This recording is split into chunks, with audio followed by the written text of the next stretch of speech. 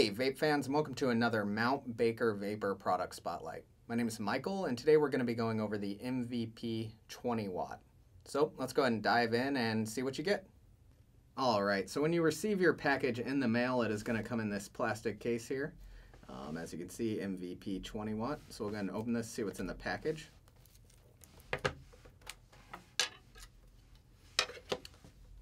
Of course, the biggest item in here will be the mod itself. This is the black. It also comes in silver. We're also going to have the USB charging cable and an ego adapter. So if you remember from the MVP 2.0, it used to have ego threading with a beauty cone on top of here. So that's one of the big changes we're seeing on this 20 watt device, is that we have this flush mounting of the 510. So as we've transitioned to having more and more 510 threaded devices, they've kind of adapted to that trend and put the 510 connection right on top there. The form itself is very similar to the MVP 2.0. It's going to have the exact same menu system, which we'll go over here in a bit, output charging, and the 2600 mAh LiPo battery inside. So it is a variable wattage and variable voltage device. To turn it on, we're going to just do 3 clicks.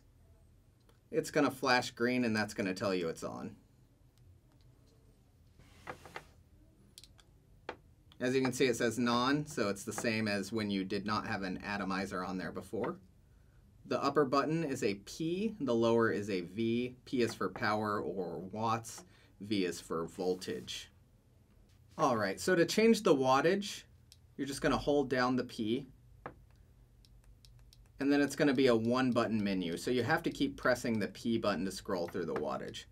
The wattage goes from 6 to 20 watts in half a watt increments, and then to change the voltage, just opposite. Hold down the V, and keep clicking the V to change it. The voltage will range from 3.3 to 7.5 volts in 0.1 volt increments. Your atomizer has to have a minimum of 1 ohm to be able to fire on the 20 watt MVP. So Subtank and the Atlantis, some low build RBAs are not going to work on this device unless you use a coil that is higher than 1 ohm. One thing I did want to note about this device is where the 510 connection is located. So here I have a mini Nautilus. You can see if we screw it on here, I'll try and get a little bit closer.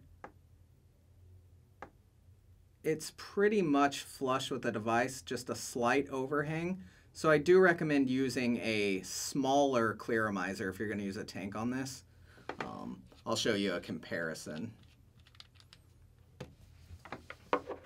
Here I have a silo tank, which is about the size of a full-size sub-tank or a full-size Nautilus.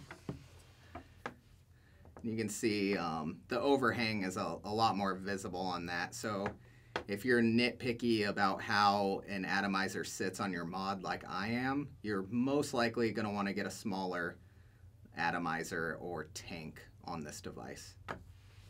Alright, so I guess we'll go ahead and see how it works. Right now I have a 1.6 ohm BVC coil in my silo, running it at 9.5 watts, so I'll go ahead and give it a vape.